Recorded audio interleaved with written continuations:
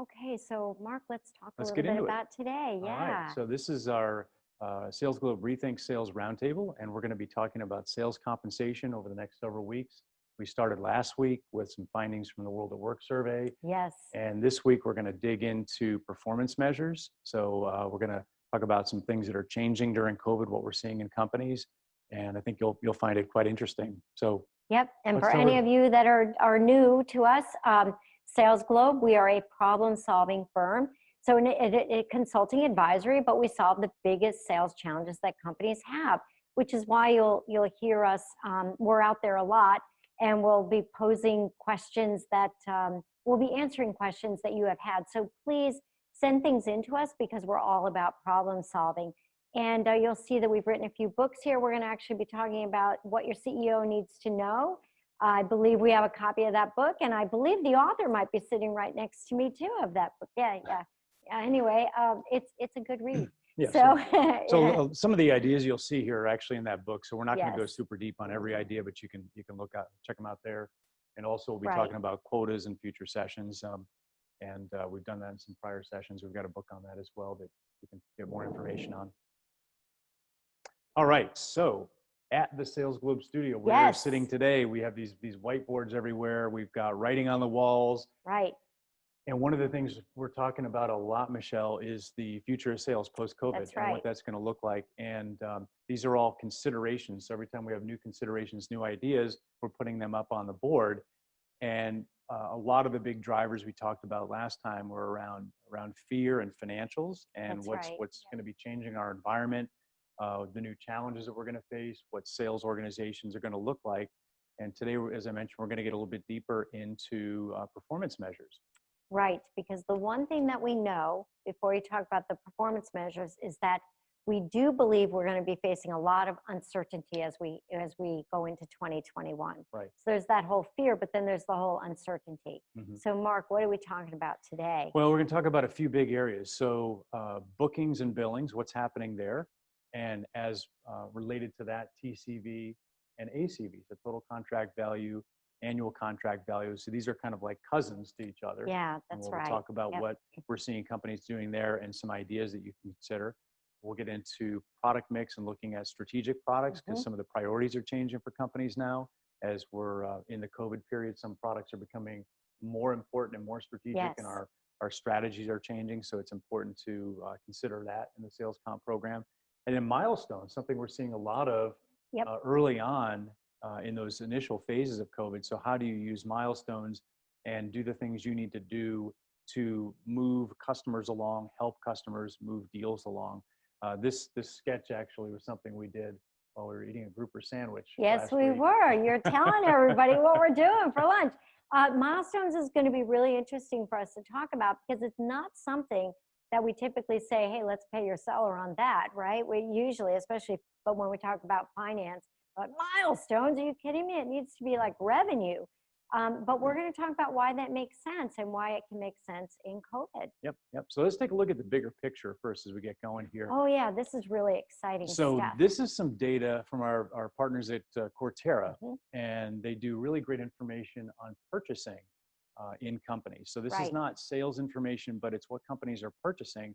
And we've been tracking this. By industry type. Right, by industry. So you can see all companies over here, all industries in red, and then you can see retail, wholesale, and manufacturing. So it's telling us what they're buying, and that's highly correlated to how they're doing. Yes, that's correct. And so, when you take all the headlines and the news that you're hearing, it's helpful to see some clean data on this. And what you see on the left side is starting back in June of 2019, we indexed everybody, at least in these groups, back to 100. And we asked the question, well, how are they doing relative to where they were mid-year last year? Yep. And you can see some ups and downs here. The yellow line represents that 100 line. And you can see January of 2020, that's when things started to turn down a bit. Largely, I think, Michelle, due to the seasonality, right? And so you see how manufacturing is down after the holidays. So, I talk about my retail background. That would be down because what's happening is businesses, retailers are getting rid of inventory. You'll see that retail is really up. in that November, December timeframe, but down in January. Even the redemption of gift cards doesn't really count as the sale because the sale actually happened the year before.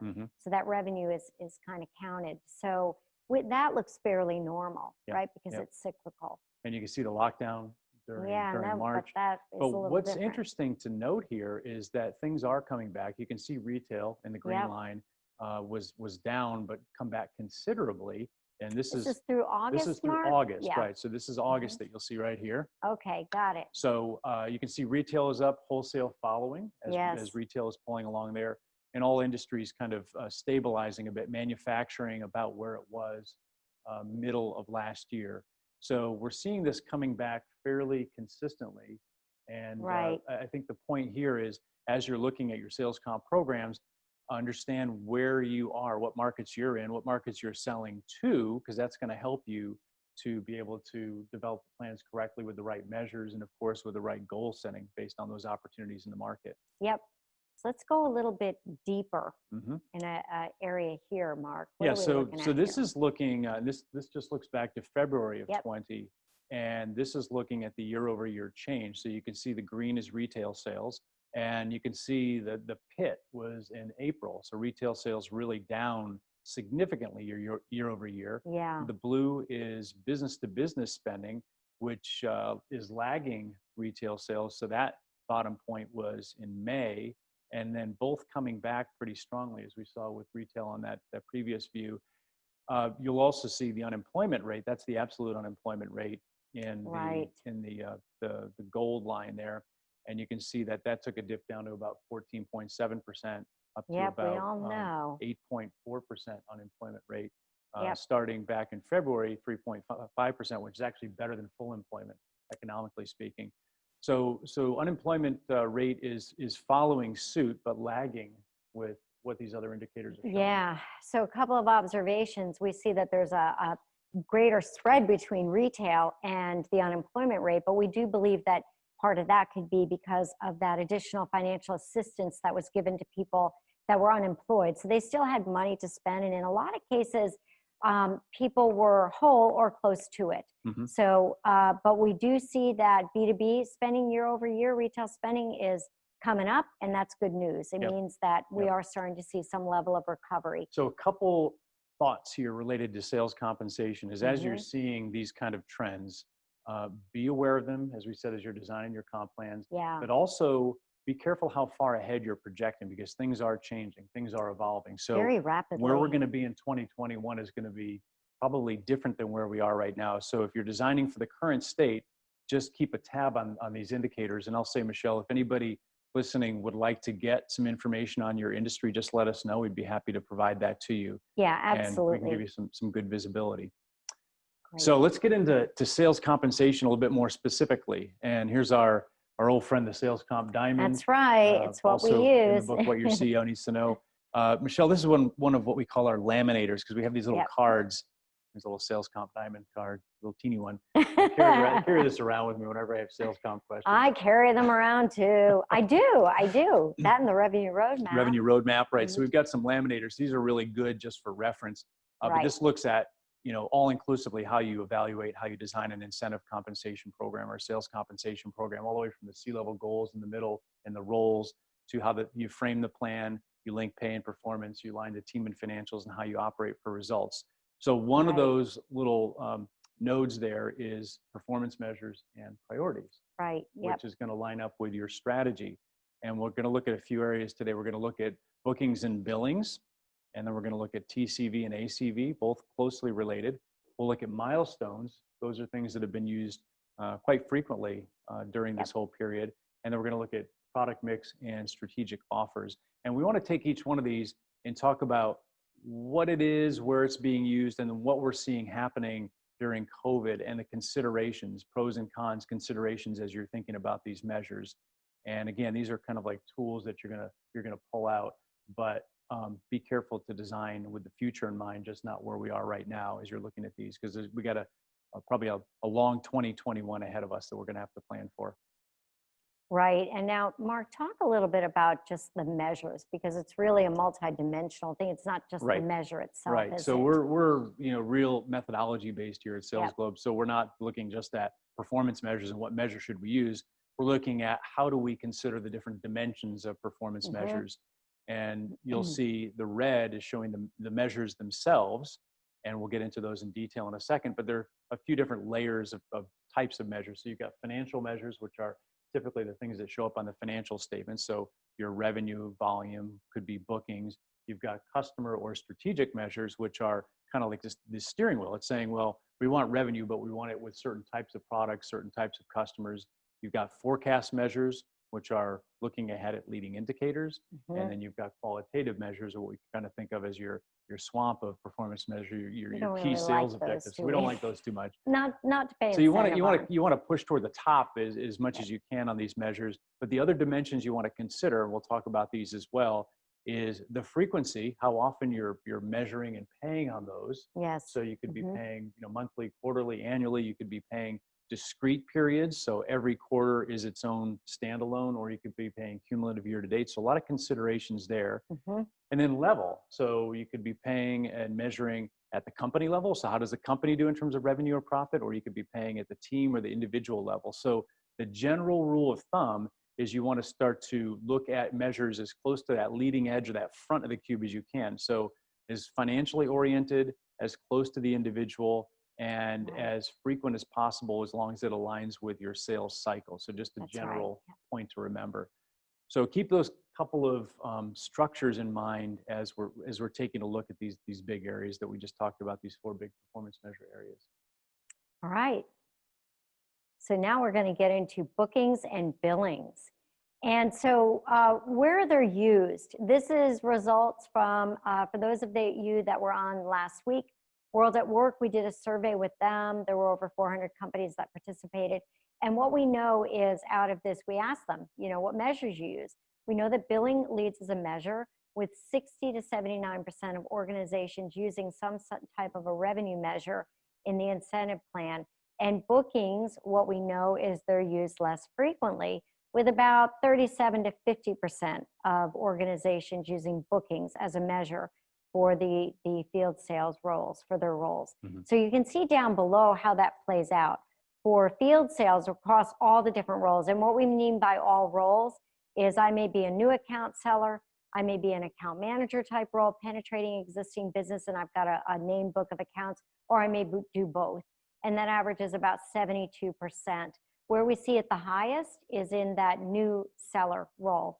And then channel sales, 79% for billings, and you'll see it significantly lower as a bookings measure, which again, I think that kind of makes sense just on what the behavior is that you want out of the role.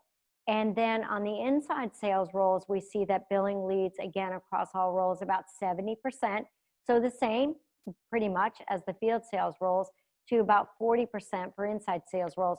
So I guess a couple points here, not a whole lot of difference between whether I'm inside or outside, whether I'm using billings or bookings, but I am tending to use as a company billings greater times, like 72% of companies, 60 to 79% of companies are definitely using billings as a lead measure, and then bookings a little bit less than that. Companies are using it. So, and companies could be using both, right? So what we don't know is how many companies might be using both in this number, but right. And so this is current data too. So current data, brand new. This is brand new. So this is during COVID, what you're seeing here. Yes, Q2 release. Yep. So why in COVID bookings and billings? Well, this is, we want to kind of bring this back. So what we know when you look at your billings measure, why is this like an important thing to be thinking about? And why are we saying, let's talk about bookings and billings for COVID? So billings, when we think about that, it closely aligns with revenue results, right? And finance tends to love that measure. However, we know that sales cycles, we know for a fact that selling cycles have been elongated because companies just don't have the budget that they've had. The budgets are changing, or they're just not as certain as it was before. So it might not be that sale is going away, but we're seeing a lot of delays. Right. And so the big question becomes, if I just have bookings as my measure in 2021, do I want to think about shifting some of that to bookings so that we still keep the sales rep motivated and he and she is making something for the sale? So that's kind of why we think you want to look at that. So even though we love billings as a measure, absolutely, it aligns closely with the revenue results. Those can be delayed. Bookings also will address delays in the actual usage or the billings due to COVID. So what does that mean? There are a lot of our SaaS companies, they might pay for usage of a product and service. And right now we know that everyone is at home, and some of those products and services that they were paying for, it could be security or your building, it's not being used as much. And I just made up the security of the building as one example. But anything based on usage may not be, that you might be paying for, might not have the same level of usage when people are not in their building. And, you know, we know that work behaviors have changed, and that can change the usage of your products and services that you have sold. And I'm sure some of you listening right now to us can relate to that. Bookings also can help promote this selling beyond the curve for future billings. And that means that I'm not so frantic as a sales rep, right? Worried about how I'm going to make that month or that quarter. How am I going to make that incentive? Because I'll get paid a portion of it now. And you as a company, it benefits you because you're really concerned about the long-term health of your business. So that's why we think you need to be thinking about this in COVID. Think about how the companies you do business with may be impacted with their budgets and the selling cycle and the decisions that they're making, which may impact their purchase decisions with you. Yeah, so the bookings is creating more action. We're seeing more of that with companies right now where they're making some shifts over to bookings to try to bridge that gap for people. So where we may see those delays, like you said, Michelle, it helps us to still connect the sales organization to the result, you know, getting that deal. That's right. So when we think about how they're used, and we'll talk about also, we'll get into some of the pros, cons too, but how you can use these effectively, the bookings, would be like for long sales cycles, right? And then what we're saying is, again, because that's a benefit in COVID especially, and then use it as a percentage of your TI. So Mark made a point, you just made a great point. He makes a lot of good points, but you just made a good point and you said they're paying a portion, or we might be seeing them paying more on bookings. So a lot of the companies that we consult with, they may be 100% billings or a very high percentage.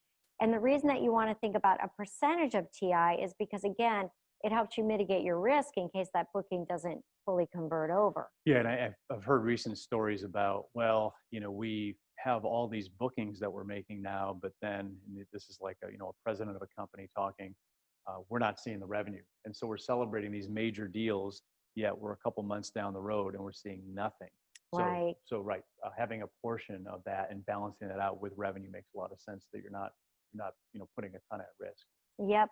And the next point around this pay mix, you might say, well, what the heck does pay mix have to do with bookings and billings? Well, if you think about pay mix, it's the percentage and the difference of my base pay to my incentive.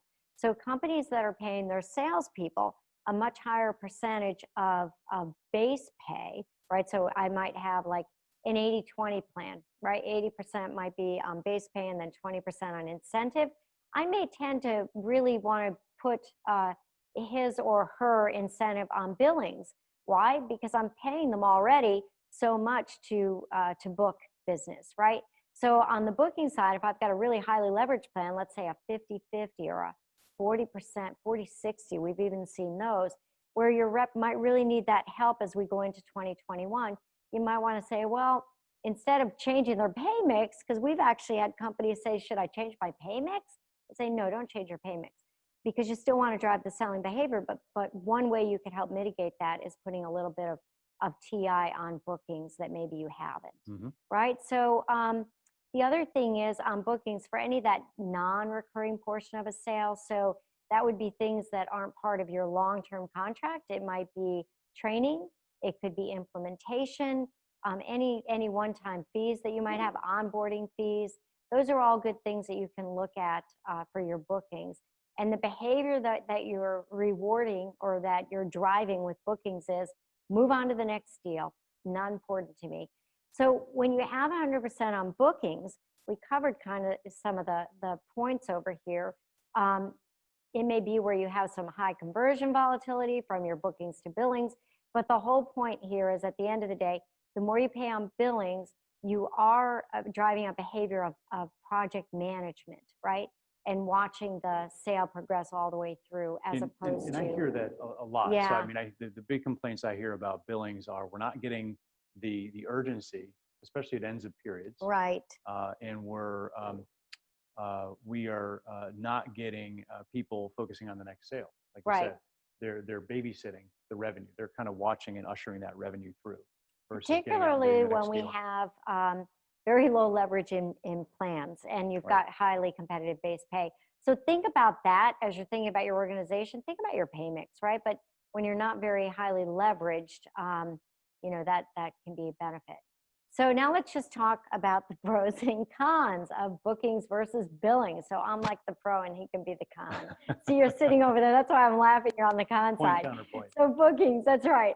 On bookings, what does it do? It motivates your team, places focus on the next deal. So they're not just, you know, worried about the project management piece of it.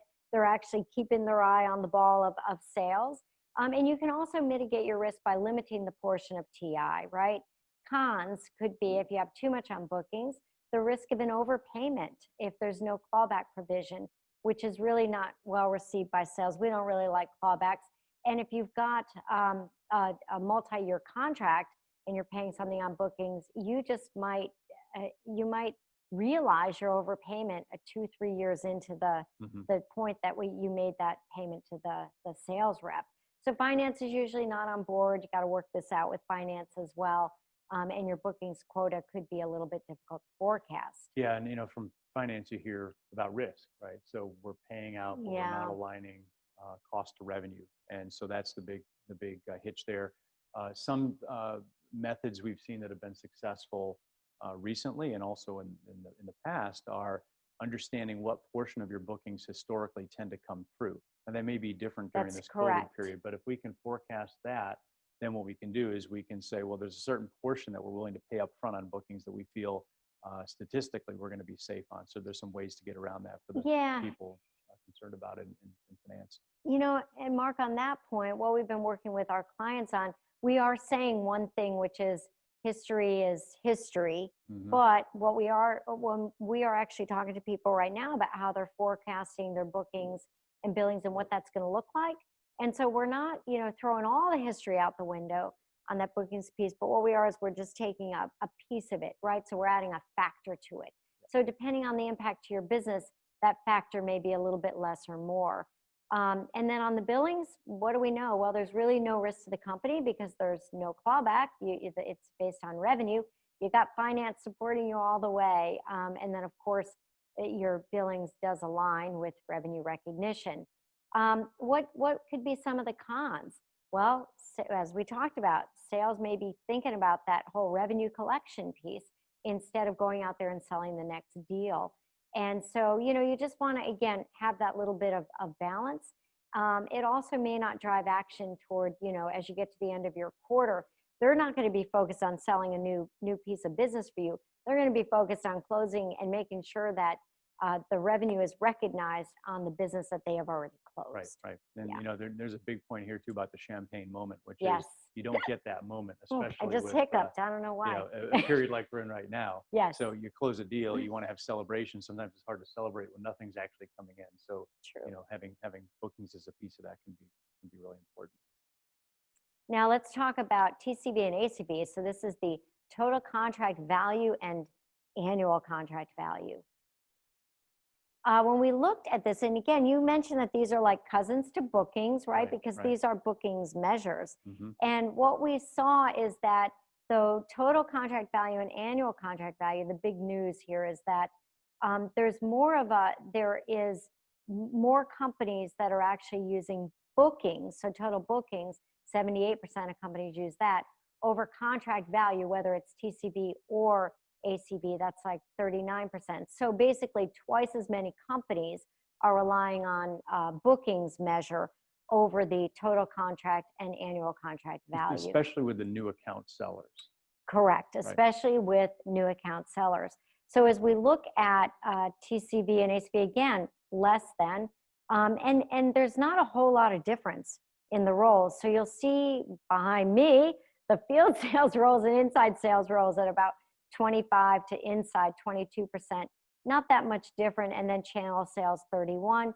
And another interesting point is that whether your total contract value or annual contract value, there's not a whole lot of difference, Mark, when you go from TCV, ACV across the different roles either. Right, pretty consistent. That they're fairly consistent.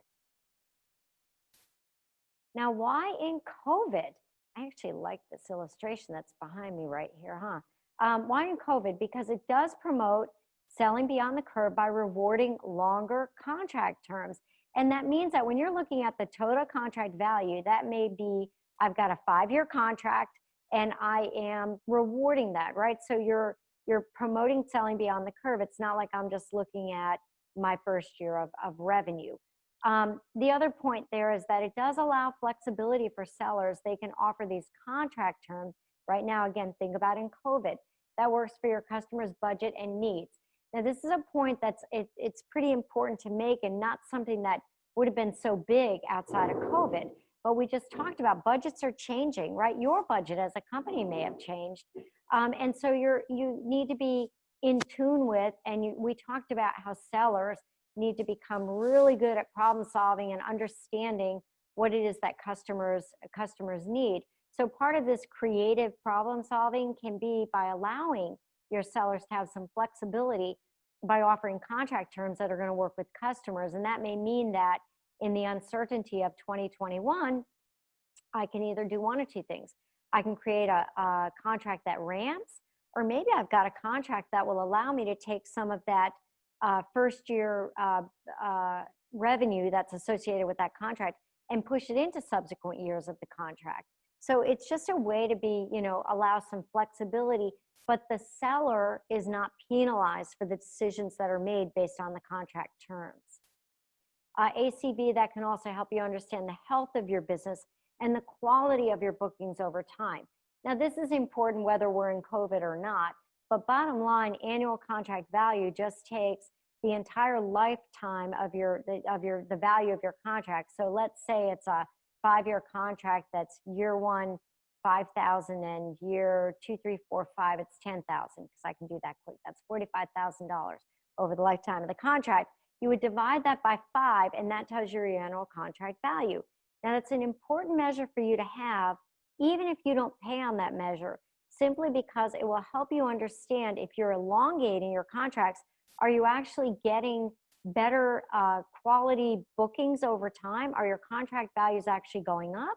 Or are you simply just elongating revenue that you would have had if all the contracts were just 2 or 3 years? Mm-hmm. So it's a good way to understand the health of your business, especially in this time of uncertainty, and it'll even help you, again, do additional planning as you look beyond the curve. So let's talk about TCV, what it does. It rewards major deals. So hardware, training, implementation, usually in contract, it's in total contract value. It includes your fixed costs, one-time costs, as well as any contract over time costs. So it could be a recurring revenue or not. It could just be an annual pay, right? An annual contract amount. It does reward long-term deals closer to the time of the sale, because total contract value is what you're counting. And then binding contracts with assured revenue, it's a great way to use TCV. When we think about how ACV is used, we want to think about it's best for contracts that really are not binding, because, again, there's uncertainty with that 5-year contract. It may only really be good for 1 or 2 years. So focusing on annual without committing to long-term is how they're also used. So that could be, let's say me as a company, I'm out there to drive as much near-term revenue as possible. Oh gosh, I might be getting a company ready to sell, let's say, right?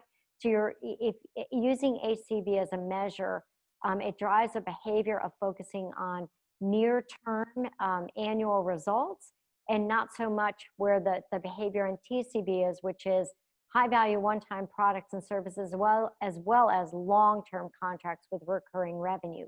So you can see that you can drive certain behaviors depending on which one we're using. And then just a note again, even if you do not pay on ACV, it's a great measure for you to just look at to understand the health of your business. And finally, we're going to talk about the pros, me, and the cons. Mark, on TCV versus ACV. We already talked about, so total contract value. It promotes contract length, and it does align with the total sale and timing, and the timing with the selling effort, because total contract value is typically paid, when the deal is closed. And then it's easy to calculate, right? It's all in. And then the cons would be overpayment if the contract happens to be canceled, and it may be difficult to claw it back, especially if you realize that the contract is canceled in year 4 or 5. That could be very difficult. Yeah, there is risk with this. Yes. Simplicity is great, but you can get way out beyond, and you're having to discount back the value of the contract as well. So you are. It's not as simple as just taking the total contract value and paying on that. You might discount out your future years, the net present value of your future years, so you're not overpaying for those. But you Yes. have to be pretty clear on how the financials are working for that. It's exactly right, Mark, and that's a really good point, because we have actually worked with companies in doing that. And the other thing is, you as a business, gosh, I remember a client, a global SaaS company, a couple of years ago. They said, I don't want to pay for anything over 3 years. Absolutely not. Right. Because the price breaks are so great. So TCV doesn't really work for me. However, I don't want 1 year. Well, I don't want 1 year contracts. I want 3-year contracts. So now ACV minimizes some of the future risk associated with the TCV. And the pro would be the short-term focus, if that's what your strategy is. And then, of course, it does align with the timing of the sale. But however, the con could be, it could require additional incentives for multi-year deals. Mm-hmm. And if you are not counting your hardware and your any one-time sales as part of the ACV, just want to make sure you're at least measuring it, because it truly is revenue, right? Right. And so yeah, and that's one of the big differences here on the ACV, is that, as you mentioned, Michelle, not accounting for the multi-year deals, right, and perhaps a shorter term focus. So if you're going to be using ACV and multi-year deals matter to you, then you're probably going to have another incentive or some other multiplier or kicker on top of that. So you're getting into 2 measures at that point. Short-term view, you're thinking about that single year. There are a number of ways to calculate ACV. So as you mentioned, Michelle, you could take the total contract value and divide it by the term, or you could be looking just at what's the annual contract value that you're getting right now, and you may be paying on that this year, and that may be the only year that you pay on it, or you may be paying on that annual contract value next year for that same customer. So there are different flavors of this. It's not a single flavor type of approach on ACV. Yep. So a lot of big considerations there. I think with the bookings, billings, TCV, ACV, we are seeing more leaning toward how do we have those upfront rewards, especially during COVID, to make sure that we're driving behavior, because of these lags in deals following through on the revenue. So that is kind of a general trend when you take these 2 kind of cousins measures together. That's right. That's the big, I think, message there, Mark. Now let's move on to milestones. Right. So one of the big ones we're seeing with milestones. This started happening early on in the initial phases of COVID. We talk about the 4 phases of COVID, and we talked about that in our last session. But milestones are basically getting us toward indicators that we're moving along in the right direction. And that was happening during periods started during periods when we weren't seeing the results and we needed to do the right things. So 50 to 68% of organizations using milestones as a measure. That's a pretty high percentage. It is. You can see that those tend to be more for channel sales, which is more kind of relationship deal oriented, inside sales as well. Field sales for all roles about 53%. So pretty high level of usage. But let's talk about why you might use milestones in COVID. So Michelle, a while back, like way back in March, we were Mm-hmm. talking about this concept of helping rather than selling. Yes. And so it was like, well, we can't sell anything to our customers, so we might as well figure out what we can do for them, how we can help them out.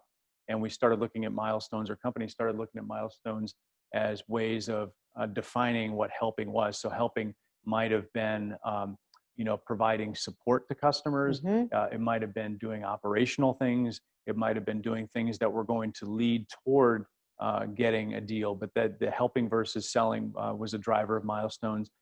And then also measures of progress. So if we weren't going to see deals closing soon, how do we make sure we're moving along in a customer recognized way so that we're making progress toward that goal? A couple of other types of measures that we were seeing in milestones as well, contract renewals. That's right. So Yep. one thing companies are telling us is, well, if they can't sell anything to the customer now, they can renew contracts or they can extend contracts. Which is So that was absolutely contrary to what we actually have salespeople doing today, right? We're like, we don't want them to do renewals, but we actually have them focusing right. on renewals proactively. Yep. And then Yep. During customer hardship, particularly with, if you think about recurring services, where a lot of Yes. customers were saying, we can't pay the bill for this month. We're looking back, a couple phases ago now. One of the tactics we saw with the milestones that was I think pretty effective was saying, well, that's okay. What we want to do then is we want to extend your contract Mm-hmm. out if you can't, pay us this month. Right. So it's kind of like the old landlord thing, which is if you can't pay rent this month, we're just going to keep extending your lease out, and then we'll let you catch up on that. So there were ways that we were doing that, but we had to convert that into measures on the plan as well. So the milestones in this period were actually very good for that. And Michelle, they're being applied in a couple of different ways. One Mm-hmm. was replacement of current measures of milestones, saying we're not going to, we're going to carve into some of the revenue measure, and we're going to use milestones there. And then very commonly we're seeing additional incentive for hitting those milestones on top of the revenue. So not the takeaway. So a couple of basic approaches there. On the pros and cons on milestones, focus on tactical approaches because those tactics are changing during this period. You can get a longer term perspective on developing the account beyond the year. So kind of like when you were talking about bookings, Michelle, on those long contracts, if we can identify measures that are going to indicate that we're getting there, if those are things that are going to be deals that go beyond the year, the milestones can be effective as well. And then I think one of the reasons that companies are using them during this period as well is to soften the economic impact on people from their compensation programs, so the lower earnings. The cons, now again, we don't necessarily like the non-financial measures because they can be too soft. They have to be objective. We like customer recognized, and customer recognized would be, we got to a certain proposal stage, we did some prototypes, whatever it might be, but it wasn't just manufactured by the rep, right? So it was something the customer actually recognized. If we don't connect it together for people, with their finance hats on here, it can increase your cost of sales if it's not leading through to bookings or to revenue. So we have to you got to think about what it is. That's right. Yep. Really think clearly about what that milestone is. Yep. And then dependency, of course. So if we use these things too long, we can create a dependency on milestones rather than. That's the one problem, right? Because it's very hard to take something away once you give it. And so you want to make sure that you communicate to your team why you're paying them on milestones now, that it's actually a give me, right? You're giving to them. And that once business is back to usual, it needs to go away. Yeah, and our tactics are going to change as we move along here as well. Yep. So now product mix and strategic offers. Right. So this one is becoming more important as we're looking out into 2021.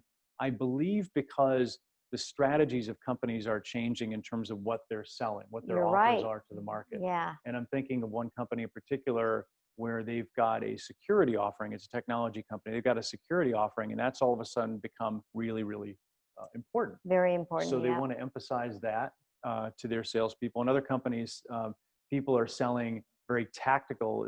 This is a manufacturing company. People are selling tactical short-term products. And they're saying, no, we want to sell more software and systems and solutions, right? And when people are trying to get quick results, especially during a period like this, they're not thinking as strategically. So we want to do something in terms of product mix to do that.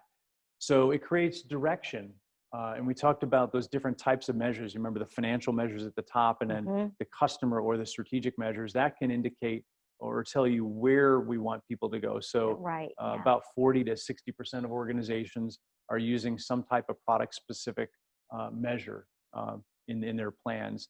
And you can see that they're hovering around 50% plus or minus for field, channel, and inside sales. And these are usually not the primary measure in the plan, but they're a secondary measure about how we're going to get the bookings or how we're going to get the revenue. Tricky thing, just make sure you can measure it though, right? Because a lot of companies, they have a hard time bifurcating it and pulling out some particular products and services. And it becomes a pay delivery mechanism. If we can't measure, we just end up giving it to people. Yep. So why in COVID? Well, priorities have shifted, like we mentioned. So different opportunities are coming up. We need to translate that strategy to the organization. Some companies are looking at the longer term strategic offers rather than the short term. So if you think about in an environment like this, if a salesperson has opportunities to make shorter term sales, they're going to do that, but that may not be strategically where we're going with the company. We may want to be, throwing the long ball here. And so we have to motivate people to do that. So I want to take a minute here just to show a couple of examples of what this might look like. And if you think about the hows around the product measures or the strategic offer measures, you can do it a few different ways. There's kind of a continuum that runs from hardwiring, which is you have to do it as a rep to get your target incentive, to a gate to the upside, which is you don't have to do it, but you can get your upside if you do it, to an add-on, you get more upside, to managing the results, which means that we're not going to do anything with the reps on the strategic products, but we're going to have the managers take care of that. So Michelle, right behind you on the hardwiring, you're going to lean a little bit. So if you look very simply at the percentage of quota that somebody would attain, and if they don't hit on the hardwiring, if they don't hit their strategic goals, they are not going to be able to get to their target incentive. But if they hit their strategic goals, they'll get their target incentive and above in that green column there. That's kind of the real hard line to say, you have to do it. It's critically important to the company to do that. And we don't see that used in a majority of situations just because the strategic products are not always available for everybody to sell. So we see a little variation there. So we don't want to be so tough about it. We tend to see more of the middle two, the gate to the upside, which says, you can get to your target incentive if you don't sell the strategic offers. But if you do, that's going to open up the incentive. It's going to open up the upside. It's that's a win-win. Yeah, right. Yep. So we're not going to make it impossible for you to pay your mortgage, but what we're going to do is we're going to say, if you want upside, you're going to have to sell these strategic offers. And then probably the one that's more common is the increased upside. So you can get some upside if you don't hit your strategic product goals, but the upside really opens up if you hit those strategic product goals. And you have to obviously cost model these, but you can see if you get certain types of returns in terms of the strategic product sales, and if that's really, really important to your company, it can be worth that extra upside. So it's a really nice way to be able to put some additional accelerators in for something that's going to be benefiting the company long term. And they do work. Yeah, it does. It does. Just, you don't want to be punitive. That's the point you want to be sure here. Yep. So, and we'll talk about this here right now, which is pros and cons.